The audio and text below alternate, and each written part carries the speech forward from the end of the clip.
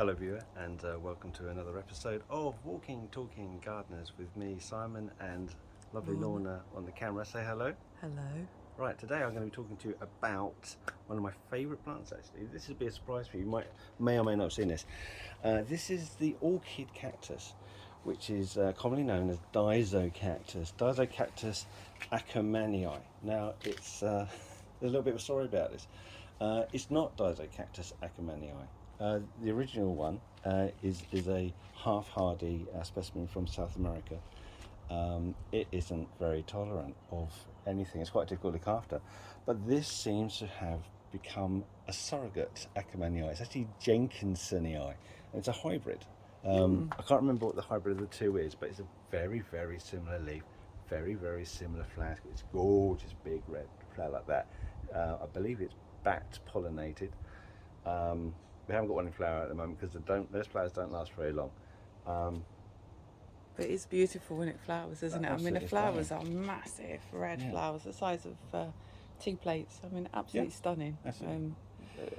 Fantastic.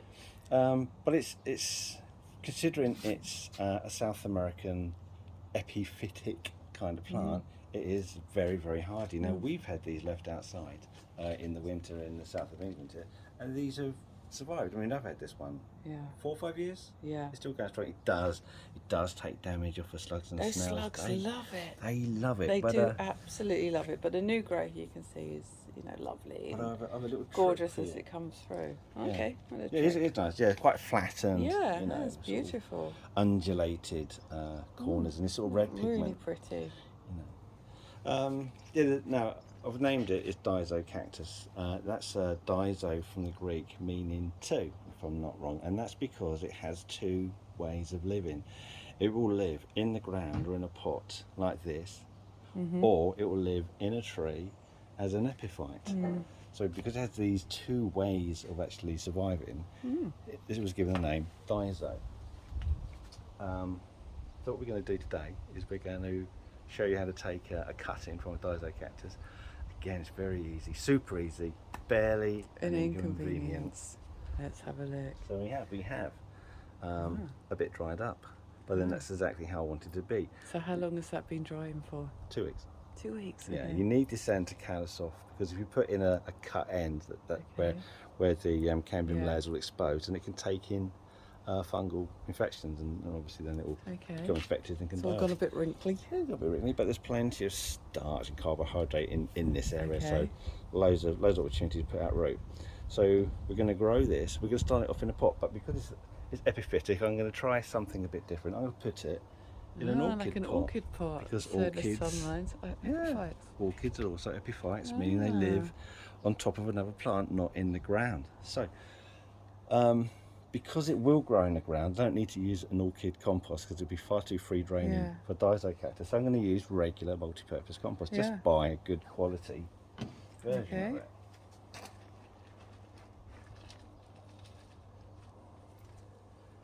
And then really it is as simple as putting a bit of a hole in there. Okay.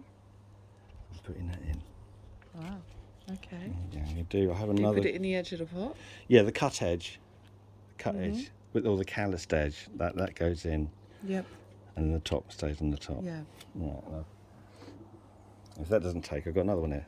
It helps the roots, doesn't it? If it's along the edge, then the roots immediately hit the edge of the pot, and it helps them go down better and establish quicker, apparently. So, rather than put it in the centre of your pot, always put them at the edge. Yeah. Right, I'll put a bit more just to stabilise that. Looking good. Now, as you've seen on the specimen one we got there, they struggle with damage from slugs and snails. So what I'm going to do with this one, as we've done with another one previously, which has worked very well, is we're going to use its epiphytic nature. I'm going to plant it in a rustic pot, something like this, maybe not this one, and then I'm going to set that in like the crutch or the crook of a couple of tree branches and allow that to grow down. It's worked, hasn't it? Because those slugs haven't learned to fly yet. No, they don't. And they can't seem to be bothered to climb up that high. So, I mean, top tip for slug damaged plants: stick them up high. Hang them off a tree. Yeah. Now It has a RHS Award of Merit.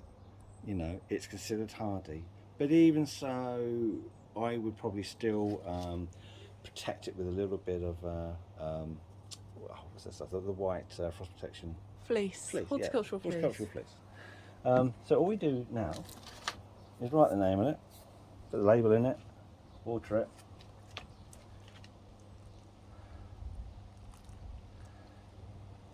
And what, you know, it's summer at the moment. How so long it's do we very leave warm. it for in those pots? Really, this Before it until roots? yeah, you'll be able to see it. So Maybe 2-3 weeks? No. It's going to take 2 to 3 weeks for it to root. Yep. It's not really going to do anything until it starts putting out new growth, which it Of may course, do once it starts over the putting out summer. some new growth. And once this is established in the pot, then Yeah. you can take it out as a single block and move Yeah. it on. So that'll stay there now. I will probably put this under the apple tree, so it's that's the warmth of the day, but without the direct sun drying it Yeah. out. Oh, fabulous. No problem. Yeah, so rooting. expect that And to what be- colour flower is this one? Well, this one here is red. Yeah, it's absolutely gorgeous red. This is another Disocactus, or orchid cactus. I think this one's white.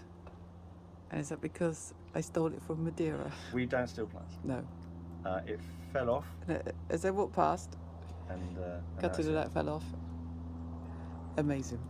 thank you very much for your time, Thank you. and goodbye.